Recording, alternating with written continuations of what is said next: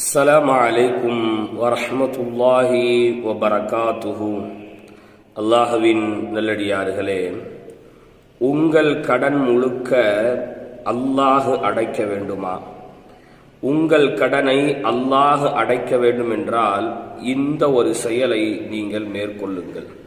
அல்லாஹுவின் தூதர் குறிப்பிட்டார்கள், மன் அகத அம்வாலன் நாசி யுரீது அதாஅஹா அத்தல்லாஹு அன்ஹு. ஒரு மனிதனிடத்திலிருந்து கடனை வாங்குகிறான்.